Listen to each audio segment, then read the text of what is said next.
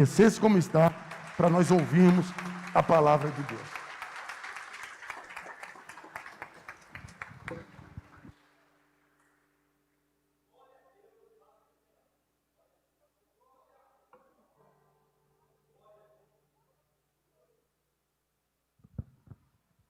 Cumprimento os irmãos com a paz do Senhor. Amém. Os irmãos podem se assentar, por gentileza. Louvado seja Deus. Primeiramente, eu louvo a Deus por essa oportunidade. Agradeço ao Senhor por nos dar mais uma oportunidade de estar aqui. Eu, de fato, falei com o pastor que eu não faria nenhuma despedida. Quando eu pedi a minha carta para congregar em São Paulo, eu não faria nenhuma despedida, porque essa aqui é a minha casa. Glória a Deus. Estamos congregando longe, mas essa é a minha casa. Eu nasci aqui, eu estou feliz por rever nosso pastor, pelo convite, os obreiros, amados obreiros, a todos os irmãos, irmãs, que Deus abençoe a vida de cada um de vocês. E eu louvo a Deus por esse convite, por essa oportunidade de estarmos aqui. A Geni veio fazer alguns exames e aproveitamos para tirar essa semana aqui mais perto dos irmãos, e Deus nos deu esta oportunidade de estarmos aqui. Então eu agradeço a Deus e aos irmãos, em nome do Senhor Jesus, ao pastor Fábio pelo convite, e estamos aqui para falar um pouco da palavra de Deus, e eu convido você a abrir a sua Bíblia em Atos dos Apóstolos, capítulo de número 9, glória seja dada ao nome do Senhor Jesus. Atos dos Apóstolos, capítulo de número 9.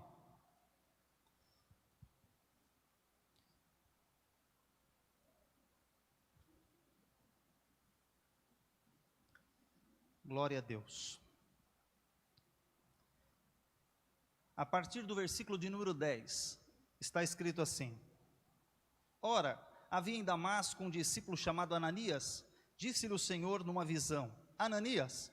Ao que respondeu: Eis-me aqui, Senhor. Então o Senhor lhe ordenou: Dispõe-te e vai à rua que se chama Direita, e na casa de Judas procura por um Saulo, apelidado de Tarso, pois ele está orando. E viu entrar um homem chamado Ananias, e impor-lhe as mãos para que recuperasse a vista. Ananias, porém, respondeu: Senhor, de muitos tenho ouvido a respeito deste homem, quantos males tem feito aos teus santos em Jerusalém. E para aqui trouxe a autorização dos principais sacerdotes para prender a todos os que invocam o teu nome. Mas o Senhor lhe disse: Vai, porque este é para mim um instrumento escolhido para levar o meu nome perante os gentios e reis, bem como perante os filhos de Israel. Pois eu lhe mostrarei o quanto importa sofrer pelo meu nome. Então Ananias foi, e entrando na casa, impôs sobre ele as mãos, e disse: Saulo, irmão, o Senhor me enviou, a saber, o próprio Jesus que te apareceu no caminho por onde vinhas, para que recuperes a vista e fique cheio do Espírito Santo. Imediatamente lhe caíram dos olhos como umas escamas, e tornou a ver. A seguir levantou-se e foi batizado, e depois de ter se alimentado, sentiu-se fortalecido. Então permaneceu em Damasco alguns dias com os discípulos. Glória a Deus. Esse texto maravilhoso do texto de Atos dos Apóstolos nos mostra a história de um homem, que é a história que eu quero compartilhar com os irmãos nesta noite. Eu quero falar com os irmãos sobre Paulo, o apóstolo da graça. Esta mensagem que eu quero trazer para os irmãos é baseado na vida deste homem, que um dia foi perseguidor da igreja. Eu quero trazer aqui um pouco da biografia de Paulo, um pouco dessa biografia para comparar o que nós precisamos fazer nas nossas vidas hoje também. Aqui esse texto está escrito aqui: Vai, Ananias, porque este é para mim um vaso escolhido, um instrumento. Tem vaso de Deus aqui? Glória a Deus. Você é um vaso que Deus escolheu para você fazer uma obra. Deus te escolheu para uma obra, e Saulo foi escolhido. E nós vamos meditar para que obra o Senhor o chamou. Um homem que um dia foi perseguidor, mas Deus o chamou para levar o evangelho de Jesus Cristo.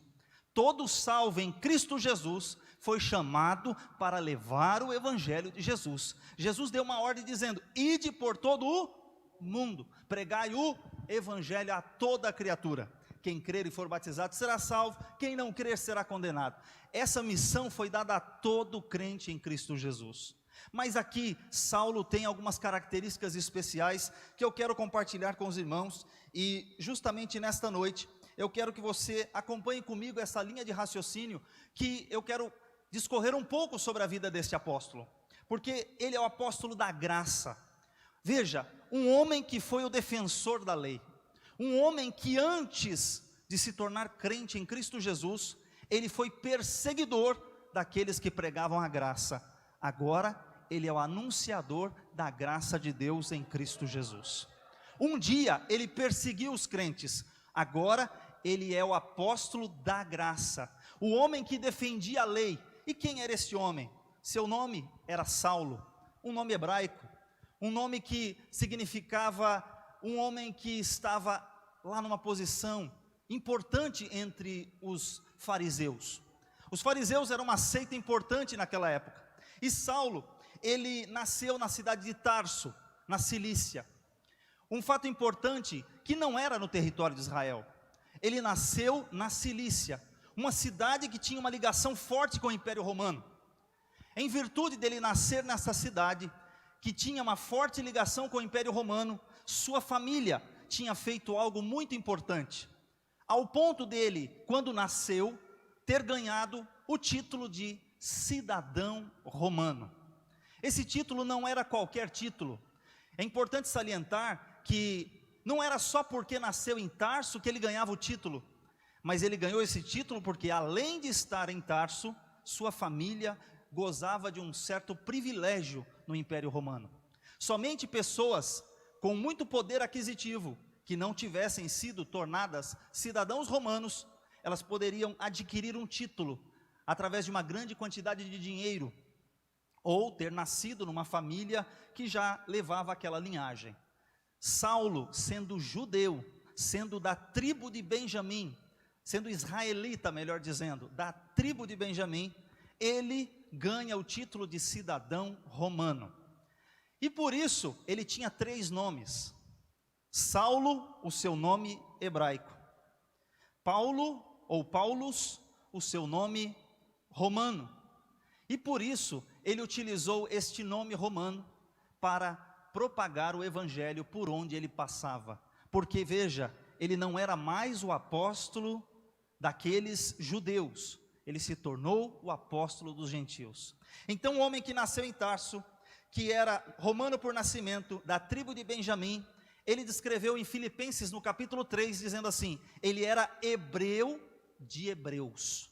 Ele diz assim: foi criado, foi educado aos pés de Gamaliel, um fariseu, um mestre da lei lá em Jerusalém. Ele saiu lá da Cilícia e veio para Jerusalém estudar, e estudou aos pés de Gamaliel. E o importante é que este homem, Gamaliel, ele era da descendência de Hilel, um grande rabino que tinha naquela época. Então ele estava estudando com o melhor mestre que tinha na sua época, o melhor professor que tinha. Saulo foi criado e educado aos pés de Gamaliel. O currículo desse homem era impressionante. Ainda em Filipenses capítulo 3, ele diz o seguinte: segundo o zelo, perseguidor da igreja, segundo a justiça que há na lei, irrepreensível. Sempre, quando a gente está estudando, a gente costuma dizer assim: não, mas ninguém podia cumprir a lei. Mas vamos olhar o texto. Quando Paulo escreve a epístola aos Filipenses, ele já tinha muitos anos de crente. Quando ele escreveu esta epístola, ele diz assim: quando eu era perseguidor, no zelo eu perseguia a igreja. Eu achava que estava fazendo certo, eu achava que estava fazendo o que era melhor. Ele diz assim: eu era fariseu. Fariseu significava separado, significava aquela seita mais radical dentro do povo, dos judeus que existiam na época. Tinha os saduceus, os herodianos, mas também tinham os fariseus. Ele era o mais radical. E um detalhe importante ali é que, ao ser tão radical, ele diz assim: quanto à lei, o que tivesse escrito na lei, eu era irrepreensível. Significa dizer que ele estava dizendo: eu obedecia a lei na risca. Ele estava dizendo: olha, alguém diria, não se pode obedecer à lei. Bom, era difícil obedecer à lei, mas não era impossível. Afinal, foi Deus quem deu. Mas a salvação, o apóstolo Paulo vai defender que não é pelas obras da lei, e sim pela graça. É pela graça, não é mérito seu, é mérito de Cristo. Não é mérito meu, é mérito de Cristo. Não é porque eu faço, é porque Ele fez por nós. É pelo sacrifício dele. Mas o apóstolo Paulo estava convicto quando ele disse: segundo a lei eu era irrepreensível. Alguém pode dizer, mas tem outro exemplo bíblico? Tem. Certa vez, no ministério de Jesus, chegou um moço, e o moço perguntou para Jesus: mestre, que farei para herdar a vida eterna? Aí o Senhor Jesus disse para ele: olha, jovem, você conhece os mandamentos? Conheço, Senhor. Quais mandamentos? Honra teu pai e tua mãe, né? Os mandamentos da palavra de Deus? Conheço. Todos esses mandamentos, Senhor, eu tenho feito desde a minha mocidade. Ele disse o quê? Todos esses mandamentos eu tenho obedecido desde a minha mocidade. Nós costumamos dizer que aquele jovem é conhecido como mancebo, jovem de qualidade. Por quê? Porque perante a lei ele obedecia. Perante a lei ele era irrepreensível. Perante a lei ele era um exemplo. Mas Jesus falou assim: mas tem uma coisa que ainda te falta. Você está achando que você é bom demais? Você pensa que você é o melhor? Ainda te falta uma coisa. Jesus olhou lá dentro: vai, vende tudo o que você tem, dá aos pobres, metade aos pobres, dá para os pobres, e você vai ter um tesouro lá no céu. Dá tudo, tira o coração do dinheiro, aquilo que te prende. O que é que nos prende? O que está nos prendendo? Talvez é isso que o Senhor Jesus quer tirar e trabalhar na sua vida hoje. O que é que está prendendo aí a sua vida para deslanchar? O Senhor Jesus quer tirar isso do seu coração hoje. É só você se render a Ele, obedecer a voz dEle. Ah, mas eu tenho tantas qualidades, mas eu faço isso, eu faço aquilo. Mas Jesus disse: não são os seus méritos. Paulo vem dizer que pela graça sois salvos por meio da fé. Isso não vem de vós, é dom de Deus. Não vem das obras para que ninguém se glorie. Porque se a pessoa dissesse assim: ah, eu obedeço, então eu posso me gloriar. Porque eu obedeço, eu faço, eu aconteço, então eu vou me gloriar. Mas Paulo está dizendo: não são pelas obras, mas sim pela graça. Aleluia. E esse homem que antes da conversão fez tudo isso, um dia, lá no capítulo 7 de Atos, abra sua Bíblia aí comigo, capítulo 7, versículo 58, quero chamar a atenção a um detalhe nesse versículo. Está escrito assim: e lançando-o fora da cidade, o apedrejaram. As testemunhas deixaram suas vestes aos pés de um jovem chamado Saulo. Aqui, o texto bíblico fala sobre o apedrejamento de Estevão. Quem estava lá no apedrejamento de Estevão? Um jovem chamado Saulo. Alguns estimam que ele tinha, por média, uns 20, 30 anos. É uma média, é uma idade aproximada. Ninguém pode garantir a idade dele, mas o texto bíblico chama de um jovem chamado Saulo. Ele, desde jovem, ele estava preparado para cumprir aquilo que ele estava designado a fazer, que era guardar a lei, proteger a lei, fazer aquilo que ele achava que estava certo. Ele estava determinado, ao ponto de, no capítulo 9, vocês vão observar que ele vai até os principais dos sacerdotes, pede carta de recomendação.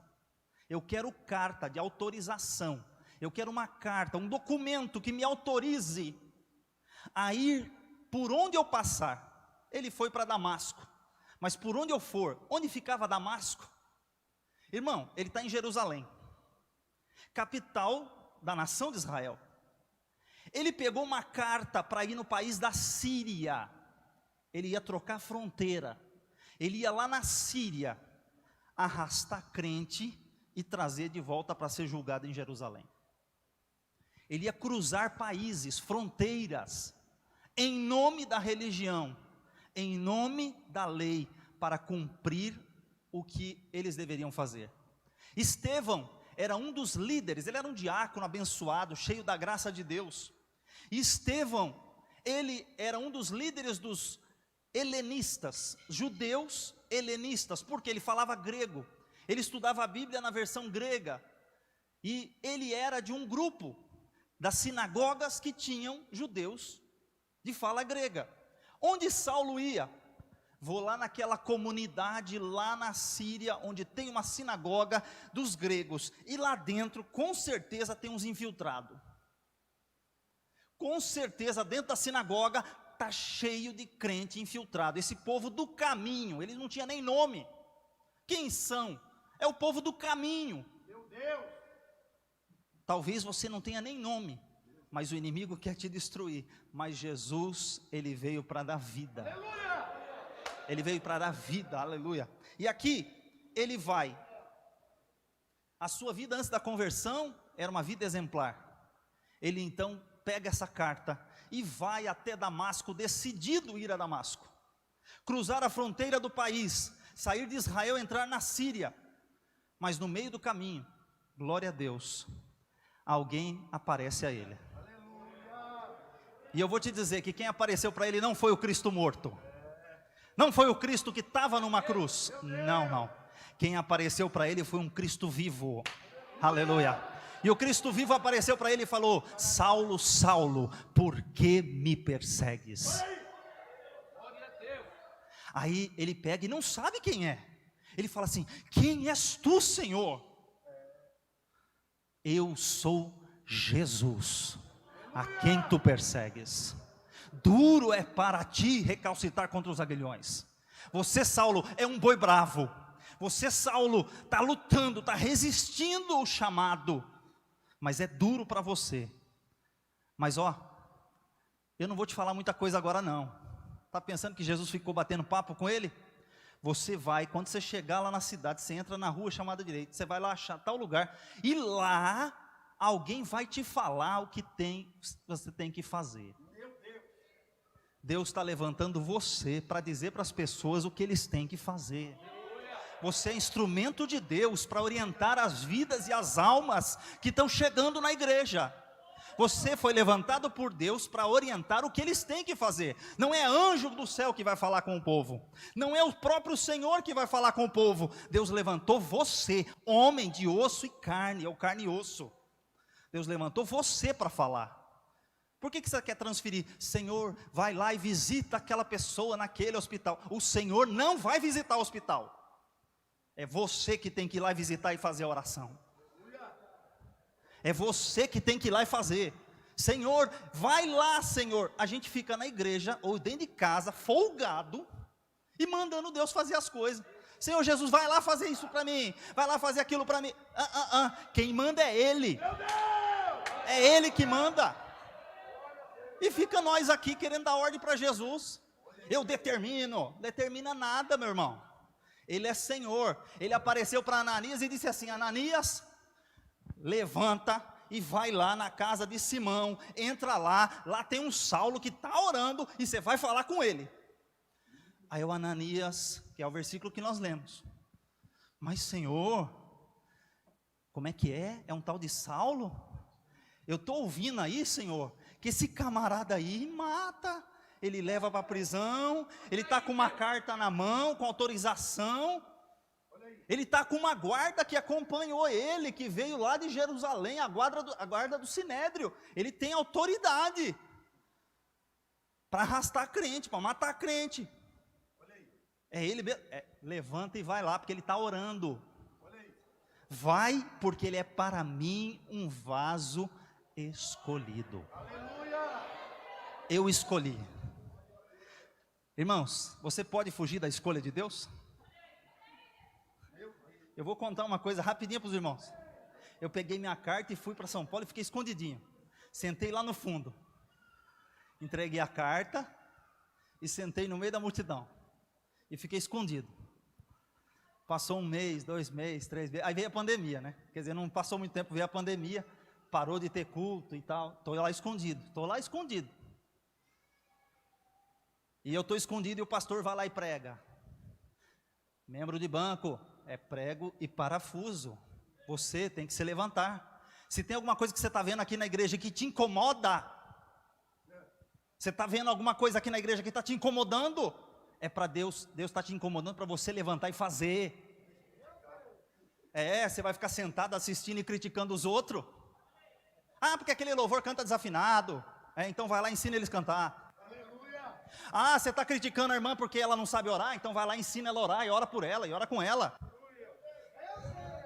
Ah, mas eu vou lá criticar aquele músico porque... então você faz melhor, então senta lá e ensina ele.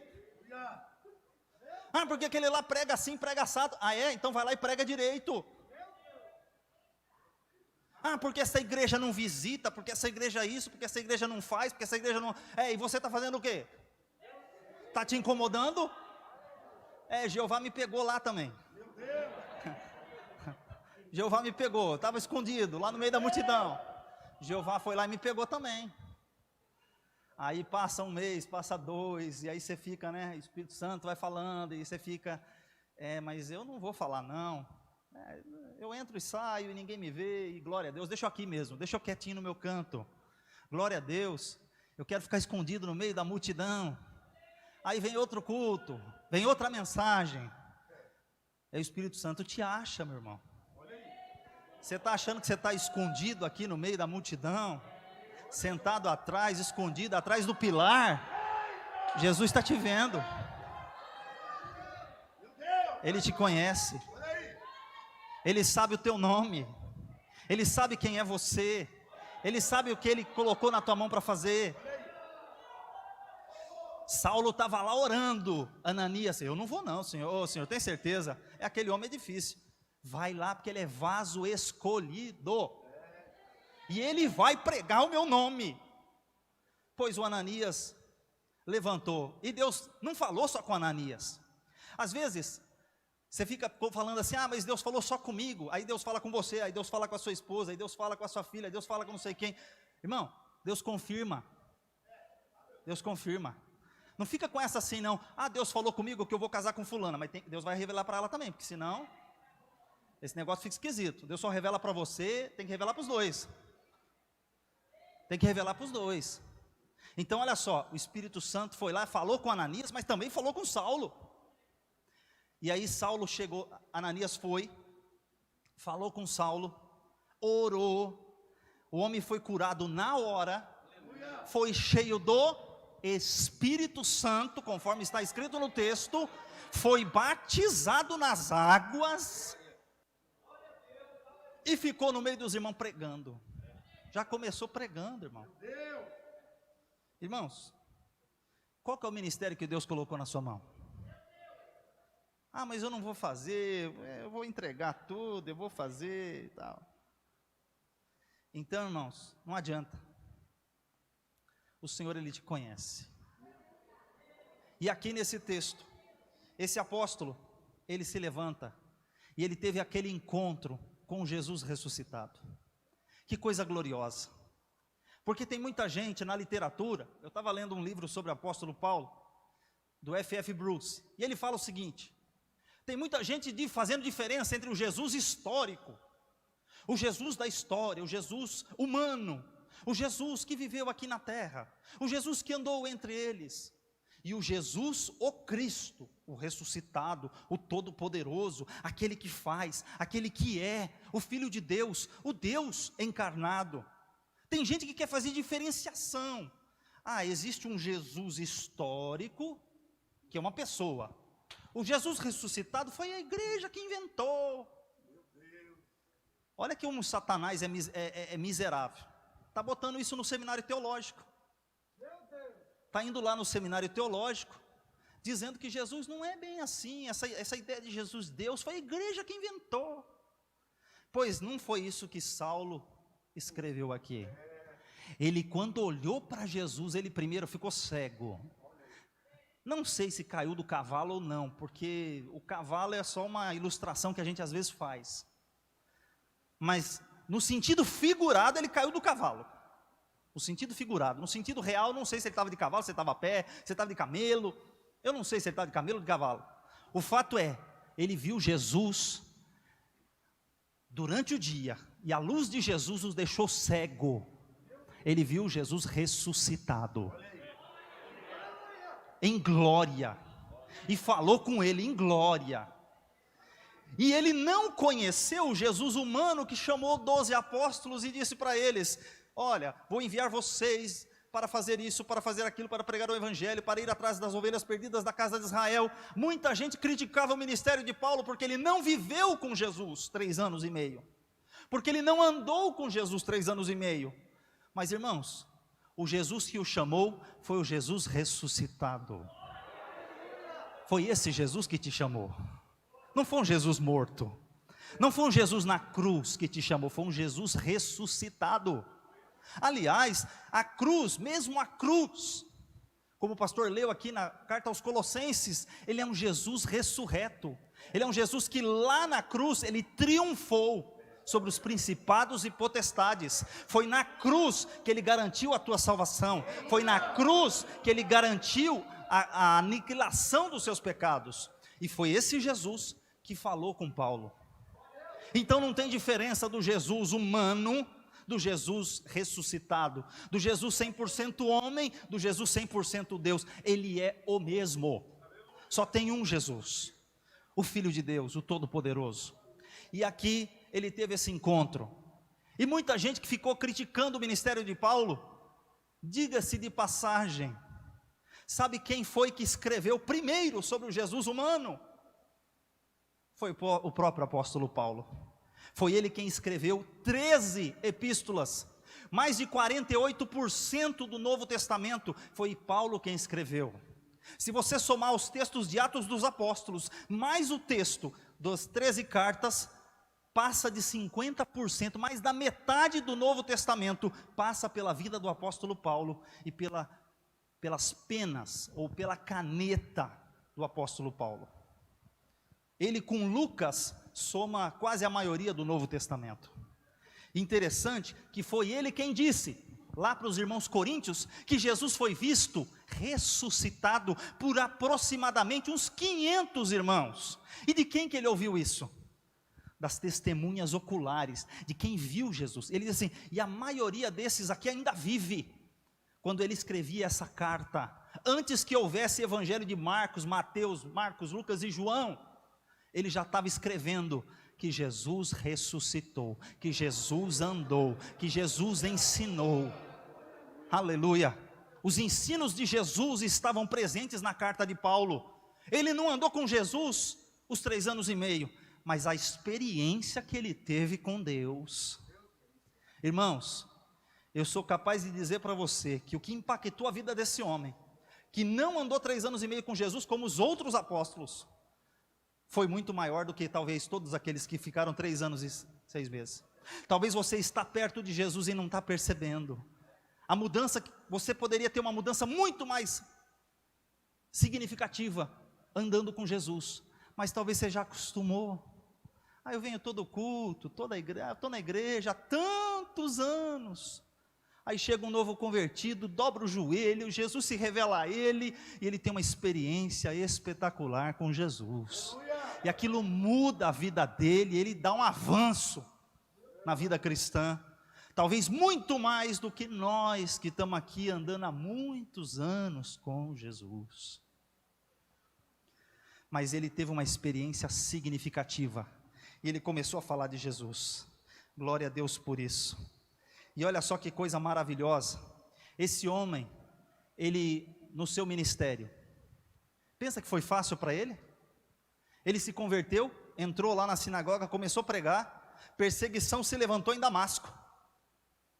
Ele teve que sair de lá, pela porta da frente? Não. Pela porta do fundo? Nem pela porta do fundo. Puseram Paulo dentro de um cesto, escondido dentro de um cesto. Desceram ele de noite do muro, para ele não ser morto, porque o povo não aguentava ver ele pregando. onde já se viu, nós temos que matar esse homem, ele está falando de Jesus, está ganhando muita gente, está convertendo muita gente, o trabalho desse homem é muito forte, tem que tirar esse homem daqui. Ele, a tal ponto de ter que descer ele num cesto, escondido. Aí ele pega, aproveita a ocasião e vai para Jerusalém. Aleluia! Vou voltar para Jerusalém, onde eu conheço todo mundo. Eu fui criado aos pés de Gamaliel, treinado lá em Jerusalém, conheço tudo de Jerusalém. Chegou lá, foi fácil chegar na igreja, ser recebido pela igreja, é bem-vindo em nome de Jesus, todo mundo fica de pé, e glória a Deus, aleluia, e abraça nada. Estava pior do que hoje com Covid, ninguém nem chegava perto dele. Ó, Saulo, ó, estou fora, deixa eu ir embora, vou passar de largo. Aí ele tentou uma aproximação, não deu, tentou outra aproximação, não deu, tentou outra aproximação, não deu. Mas Deus sempre tem um vaso. José da Consolação, chamado também de Barnabé, um crente abençoado da igreja, viu Saulo meio deslocado, sentado num cantinho, ninguém queria falar com ele, todo mundo ressabiado. E quem que é esse aí? Perseguidor, matava crente, é um infiltrado, está aqui infiltrado.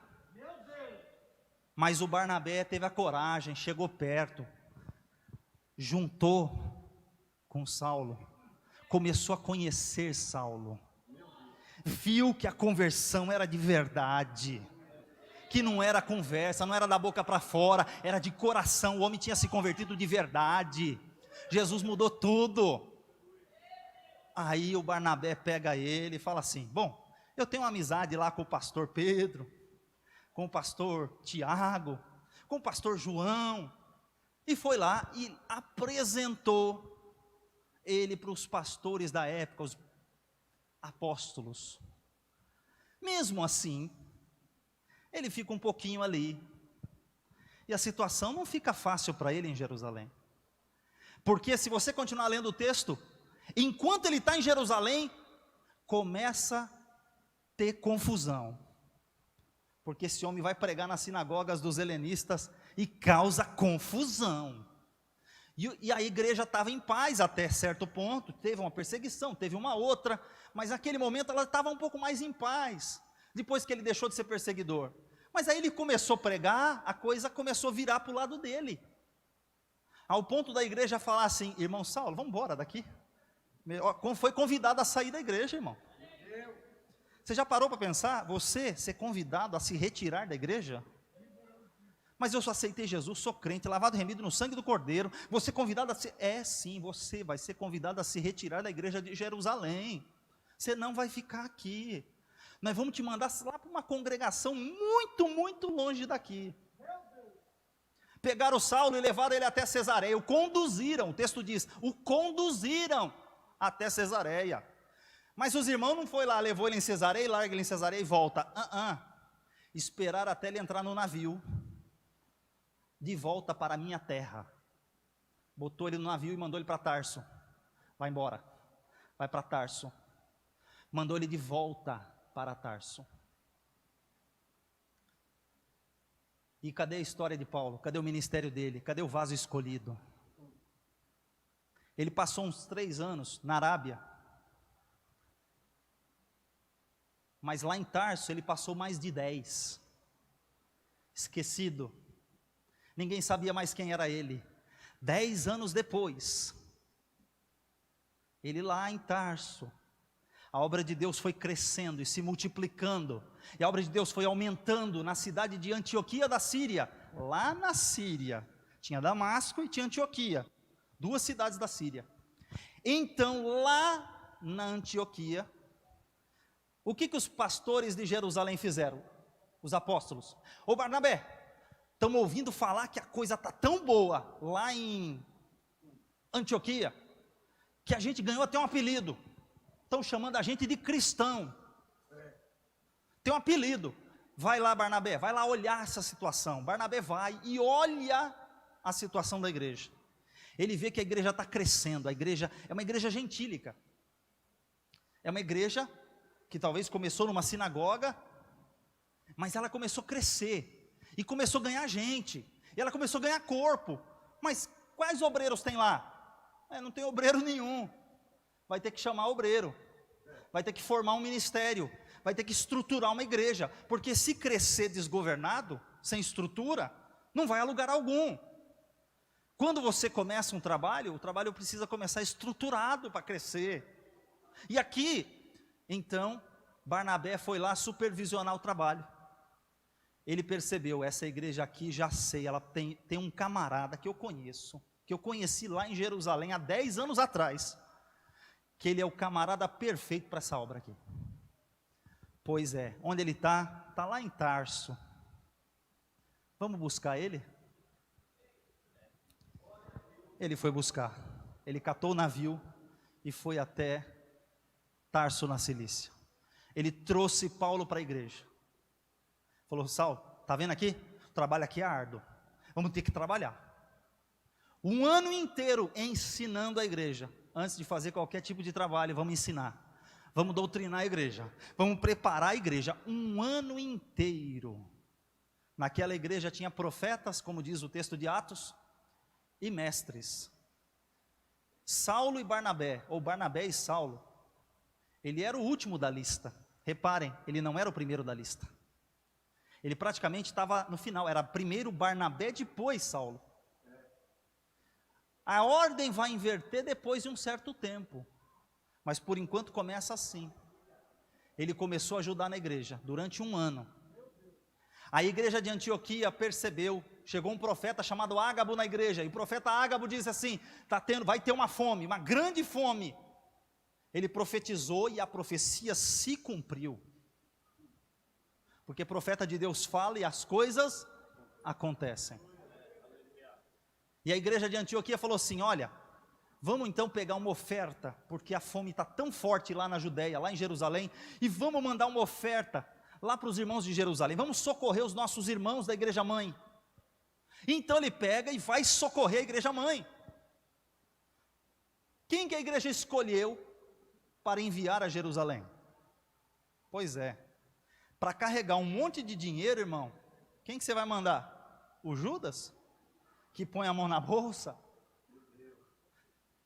Quem que você destaca para fazer um trabalho para envolver com dinheiro? É todo mundo que pode trabalhar com dinheiro? Mas não pode falar isso, né? Isso é muito forte, né? Mas não é todo mundo que pode trabalhar com dinheiro.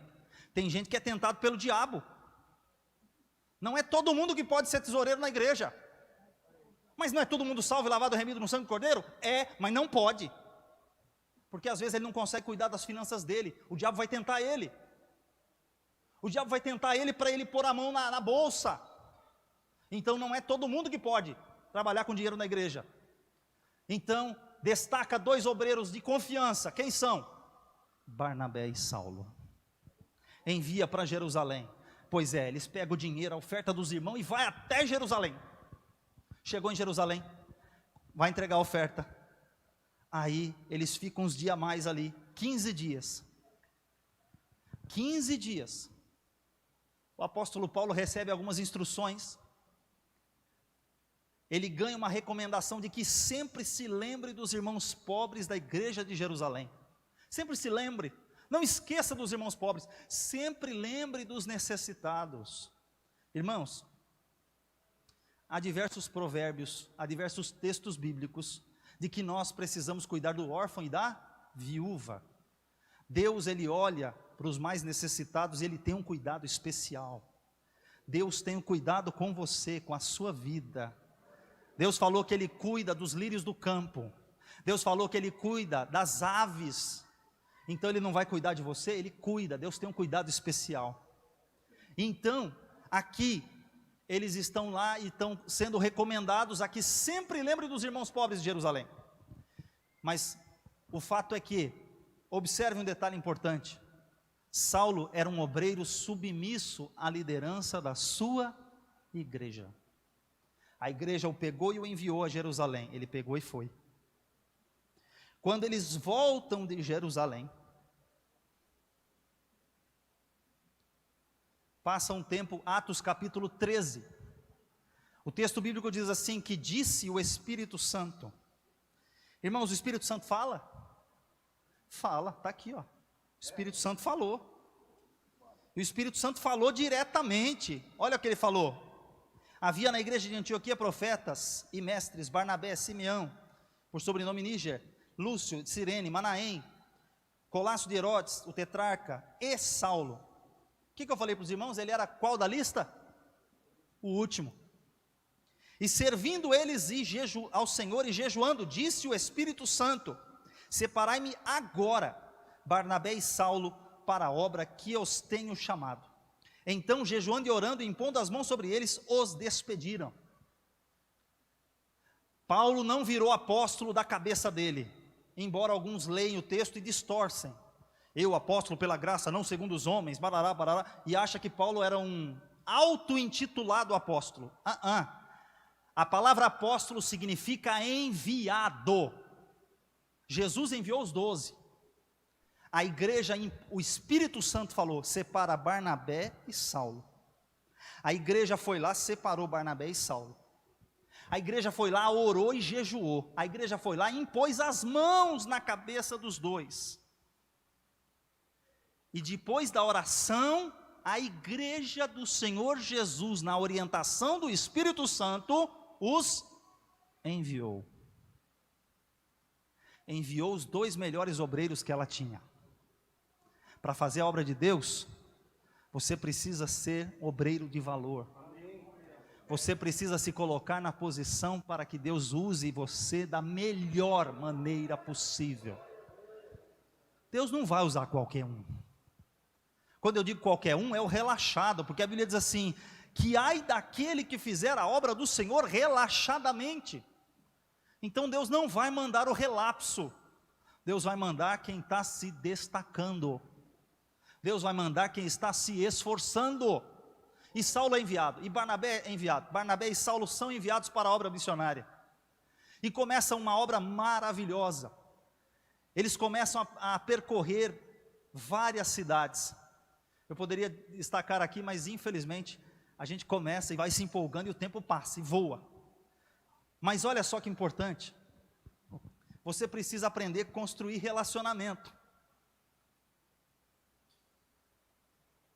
Quem foi que chamou Paulo? Deus tinha um plano na vida dele, mas quem foi que foi buscar ele lá, e lembrou dele, e apresentou ele para os apóstolos? Então, irmão, você não tem que entrar na igreja e brigar com todo mundo, não. Você precisa ter um bom relacionamento com os obreiros da casa de Deus.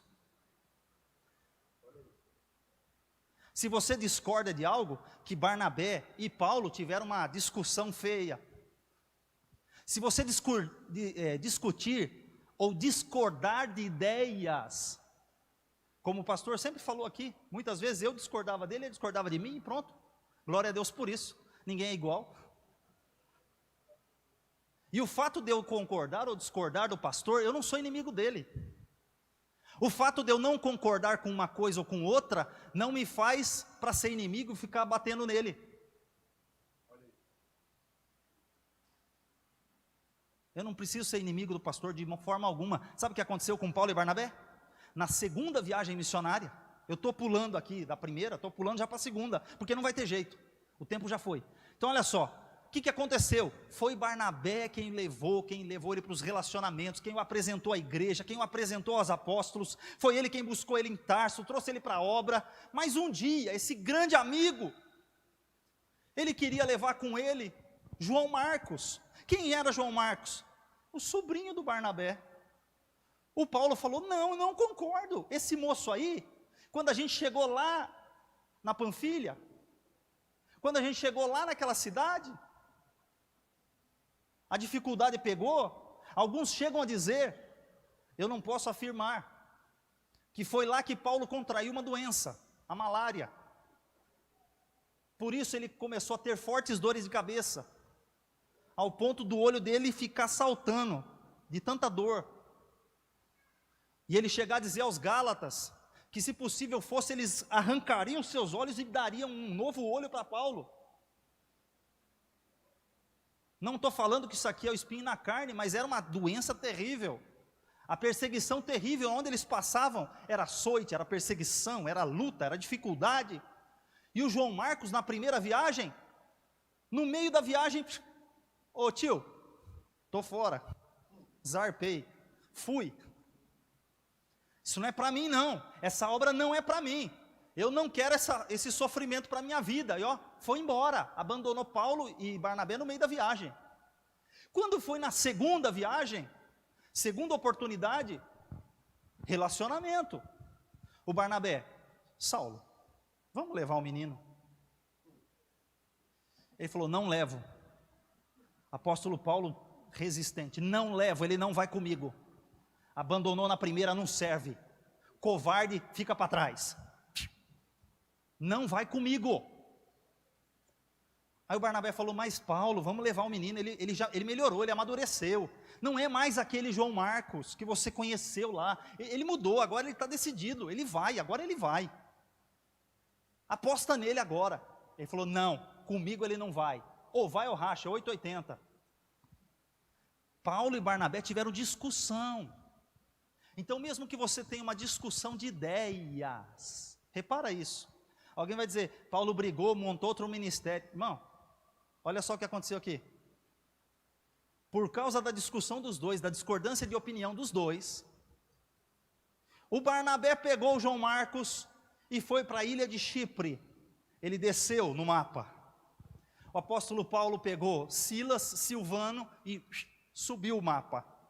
É que eu não vou mostrar mapa agora, mas depois você vai no final da sua Bíblia que tem mapa, você vai ver. Ilha de Chipre foi para o sul. O apóstolo Paulo foi para o norte.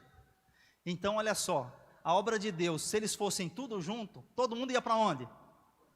Ia todo mundo para cima. Agora que eles discordaram, a obra de Deus tem 2 times missionários fortes, 2 líderes fortes. Um foi pregar no norte, outro foi pregar no sul. E está pensando que Barnabé foi menos influente do que Paulo? O detalhe é que Lucas registrou um monte de coisa e Paulo escreveu. Barnabé não escreveu, mas tem um detalhe. Sabe esse moço que não prestava para nada para Paulo? Esse moço que era imprestável para Paulo, que não servia para fazer uma viagem junto com ele, que não servia e que foi causa de discussão e de rompimento de um relacionamento de muitos anos. Sabe quem foi? Pois é, João Marcos. É o jovem que escreveu o Evangelho de Marcos. O primeiro evangelho a ser escrito. Não foi o de Mateus, foi o de Marcos. Sabe quem foi esse moço? Esse moço, Paulo no final da sua vida escreve assim, Timóteo, quando você vir, traz a capa, faz isso, mas traz Marcos, porque ele muito é útil no Evangelho. Pega esse moço que não presta para nada. O imprestável agora é muito útil no ministério. Mas eu quero te dizer uma coisa. Foi Paulo que o tornou útil no ministério? Não. Foi Barnabé. Sabe quem apostou na vida de João Marcos? Não foi Paulo, foi Barnabé. Talvez o seu ministério não seja tão proeminente, talvez o seu ministério não apareça como o de Paulo, mas você está edificando vidas para serem úteis no Evangelho de Jesus. Paulo era 880, Barnabé trouxe ele junto, preparou o moço, e ele se tornou útil para o apóstolo Paulo. Irmãos, você não sabe como o Espírito Santo trabalha. Às vezes parece que as coisas estão ruins. Está em briga, está em discussão. Foi um para lá, foi outro para cá. Deus está no negócio, irmão. Você está achando que Deus perdeu o controle? Às vezes a gente vê a situação adversa, a gente fica pensando, Deus perdeu o controle, Deus abandonou, Deus largou tudo. Deus largou o mundo jogado. Você está achando que a pandemia é por acaso? Não é nada por acaso, Deus está no controle. Deus tem o controle de tudo. Mas tem coisa ruim acontecendo, tem irmãos nossos morrendo, é verdade, mas Deus está no controle. Quem explica o que aconteceu com Jó? Homem temente, sincero, reto, temente, desviava-se do mal, e a desgraça chegou na vida dele. Morreram todos os filhos, perdeu todos os seus bens.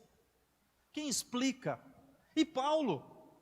O homem estava fazendo a obra de Deus? Estava. Mas sabe o que aconteceu com ele? Aonde ele chegava, era perseguição. Num lugar ele era apedrejado, no outro ele era açoitado, no outro ele era expulso da sinagoga. Quando ele era expulso da sinagoga, ele mais os irmãos que creram na palavra eram expulsos da sinagoga. O que acontecia com eles? Onde nós vamos congregar, não tem mais igreja. Vamos tudo para a casa da irmã Maria. Não tem mais sinagoga, vamos para a casa da irmã Maria. Vamos para a casa do irmão João. Amanhã o culto vai ser na casa do irmão Pedro. No outro dia vai ser na casa da irmã Joaninha. E cada dia era no lugar. Não tem igreja para congregar? Vai congregar na casa. Aqui a situação se apertou, a situação se agravou. E Paulo fala assim: eu trago no meu corpo as marcas. E essas marcas ele levava com orgulho, porque ele estava sofrendo as aflições de Cristo. Uma coisa importante que Paulo falou é que ele preferia sofrer para os crentes não sofrerem. Ele sofria no lugar das ovelhas, é o que Jesus falou: o bom pastor dá a vida pelas ovelhas. Paulo não era Jesus, mas ele era um bom obreiro. E como um bom obreiro, ele sofria, ele preferia ele sofrer do que a igreja sofrer. Muitas vezes é isso que acontece na vida do obreiro. Ele sofre para não repassar para a igreja. Ele está sorrindo, mas o coração está chorando. Então o apóstolo Paulo passava por essas situações e ele estava levando o evangelho de Jesus. E à medida que ele passava por cada cidade, por cada local, quando ele tinha que sair da cidade, chegava a notícia: olha, alguém, depois que você pregou, chegou lá e fez isso, fez aquilo, e a igreja está com dúvida sobre esse assunto. E graças a Deus que a igreja teve dúvidas sobre muitos assuntos, porque as dúvidas das igrejas geraram 13 cartas, que são instrução e doutrina para nós hoje. As dúvidas dos nossos irmãos é a instrução que nós recebemos hoje. Então, irmãos, aqui nós temos mensagens poderosíssimas nessas 13 cartas do apóstolo Paulo. Ele foi usado por Deus, ele deu a sua vida, e eu quero ir finalizando contando um fato que acontecia na vida de Paulo. As primeiras cartas dele foram as cartas aos Tessalonicenses, aos Gálatas, aos Coríntios.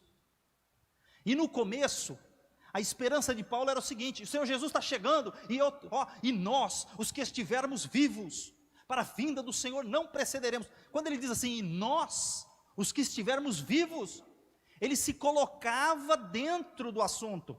Ele achava que Jesus ia voltar e ele ia estar vivo. Ele achava que ele não ia morrer. A esperança, o anseio pela volta de Jesus era tão grande que ele achava que ele ia estar vivo. E nós, os que ficarmos, os que estivermos. Mas os anos foram passando, a adversidade foi passando, foi chegando. Sabe o que aconteceu? Lá em Éfeso, ele teve mais uma ameaça de morte e quase morreu de verdade. Alguns chegam a dizer que ele foi preso, mas ele quase morreu em Éfeso. Ficou 3 anos lá, praticamente quase 3 anos. E lá naquela cidade, dali para frente, as cartas dele já começam a mudar um pouquinho. Ele já começa a admitir que ele podia morrer, que Jesus podia voltar depois dele estar morto. E ele começa a admitir que a morte pode ser algo muito presente. E aí ele vai mudando as cartas, ao ponto de quando chega nas 7 cartas da prisão, ele quando escreve a Timóteo, 2 Timóteo é praticamente o fim da vida, ele já está em Roma, já está condenado, está esperando a espada do Nero descer na cabeça dele. Ele chega a dizer que ele está sendo oferecido. Aí ele diz, combati o bom combate, acabei a carreira, mas eu guardei uma coisa, eu guardei a fé. Desde agora, não é daqui 2000 anos, desde agora, a coroa da justiça, ela me está reservada, a qual o justo juiz me dará aquele dia, mas ela já está preparada. Saiba, a sua esperança deve ser viva. Se você for arrebatado, ou se você morrer antes de ser arrebatado, não importa, A esperança sua tem que estar no Senhor Jesus. A sua confiança, você precisa guardar a fé. Pode cair o mundo, mas a sua fé tem que estar inabalável. Irmãos, que o Espírito Santo continue fortalecendo o seu coração. Que você guarde essa fé viva, firme. Você possa olhar para esses exemplos bíblicos, como Paulo, que foram instrumentos de Deus, foram vaso, instrumento de Deus, para fazer o que foi designado. E ele assumiu aquilo de tal maneira, que ele foi conhecido como o apóstolo dos gentios, o apóstolo da graça. Ele defendeu essa graça tão firme na igreja aos Gálatas, ao ponto dele arrumar encrenca com muita gente. Mas ele não arredou o pé para defender a palavra de Deus, para defender as ovelhas de Jesus Cristo. No capítulo 1 de Gálatas ele fala: maravilha-me de que tão depressa vocês estão passando da graça de Deus para um outro evangelho. Vocês não podem mudar o evangelho de Jesus. Então, irmãos, guarda a fé. Qual foi a fé que você recebeu? Qual foi o evangelho que você recebeu? Guarda ele. Está tudo mudando, mas o evangelho de Jesus não muda. Está tudo mudando, mas o evangelho de Jesus é o mesmo. Teve um pastor aí que esses dias saiu falando que a Bíblia tinha que ser atualizada. Que agora tem que... a igreja tem que se atualizar. O gayzinho tem que entrar aí. Tem que entrar, a igreja tem que aceitar, tem que batizar ele, tem que fazer casamento gay aqui dentro, tem que fazer tudo, tem que permitir pecado. Não, não, não. A Bíblia tem que ser atualizada, o mundo mudou. Não. O texto bíblico continua sendo o mesmo. O pecado de 2000 anos atrás é pecado agora. Foi pecado lá, é pecado agora e acabou. Está aqui, ó. A salvação é pela graça. Continua sendo pela graça. Também não mudou. O evangelho de Jesus é o mesmo. Não são obras da lei, é pela graça, pela fé. Defenda a sã doutrina de Jesus Cristo. Não arrede o seu pé, guarda a fé. A fé em quem? Em Jesus. Autor e consumador da fé. Quem é o autor da fé? É Jesus. Quem que termina a fé? É Jesus. Ele é o começo e ele é o fim, ele é o alfa e é o ômega. Então, não tire os seus olhos de Jesus. Faça como Paulo. Combati o bom combate, acabei a carreira, guardei a fé. Pode cair o mundo, mas estamos firmes com Jesus. Que Deus abençoe a todos. Eu agradeço esta oportunidade, pastor Fábio, Igreja do Senhor Jesus. Para mim foi um prazer estar aqui hoje à noite, de novo, matar a saudade dos irmãos. E sempre que possível, permitindo Deus, se os irmãos nos aceitarem, estaremos congregando com os irmãos. Amém? Deus abençoe, pastor.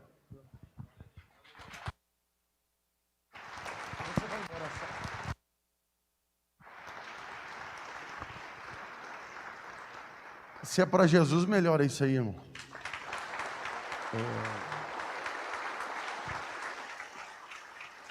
Essa é a palavra de Deus.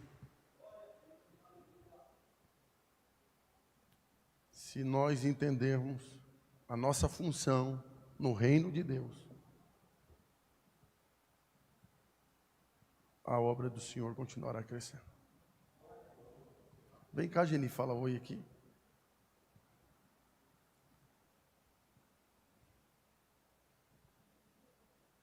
Se você quiser cantar também, pode cantar. Fala oi para os irmãos.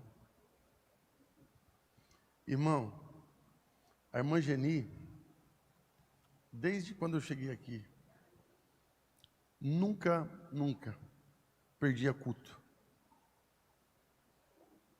Sempre foi um exemplo. Deus te abençoe e te guarde.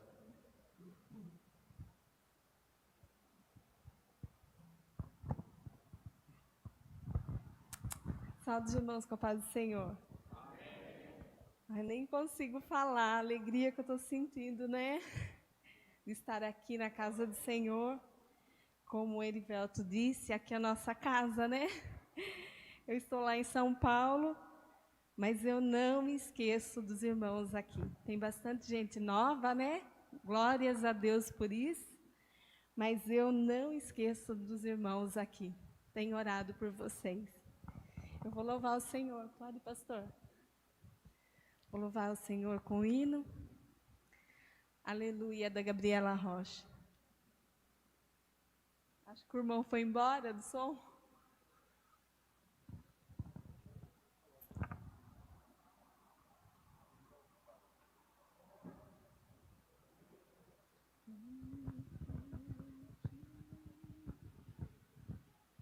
Pai, eu quero te amar, tocar o teu coração e me derramar aos teus pés. Mais perto eu quero estar, Senhor, e te adorar com tudo que sou e te render glória, aleluia, aleluia, aleluia, aleluia, aleluia.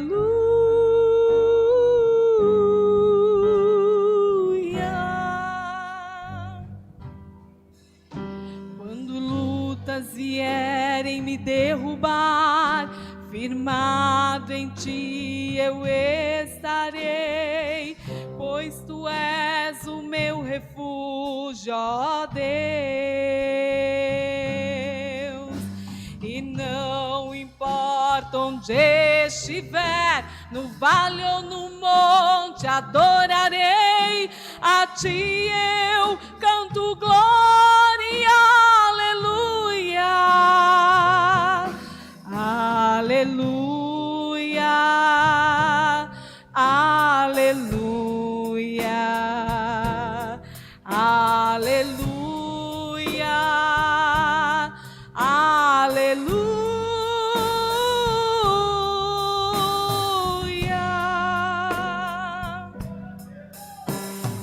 Senhor, preciso do teu olhar, ouvir as batidas do teu coração, me esconder nos teus braços, ó Pai. Toda minha alma deseja a ti, junto com os anjos cantarei, tu és santo, exaltado, aleluia, aleluia, aleluia, aleluia.